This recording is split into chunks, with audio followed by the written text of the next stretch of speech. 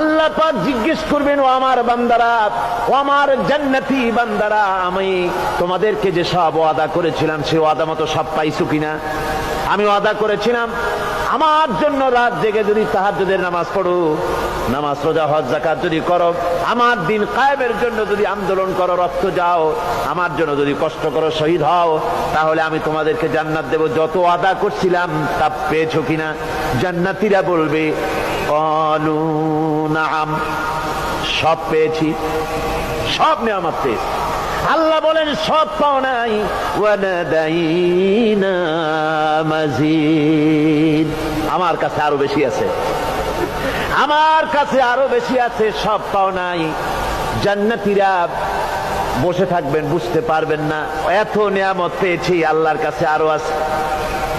আল্লাহর নবী তখন মুখ খুলবেন, নবীজি বলবেন রব্বুল আলামিন, জান্নাতীরা বলতে সাহস পেতেছে না, সব পেয়েছি ঠিকই, কিন্তু যার জন্য গভীর রাতের আরামের ঘুমকে হারাম করে তাহাজ্জুদের নামাজ পড়েছে, যার জন্য স্ত্রী পুত্র পরিজনের মায়া পরিত্যাগ করে জিহাদের ময়দানে শহীদ হয়েছে, যার জন্য জেল খাটলো, জরিমানা দিল, যার জন্য নির্যাতিত হলো, সে আল্লাহ রব্বুল আলামিনকে তারা এখনো দেখে নাই।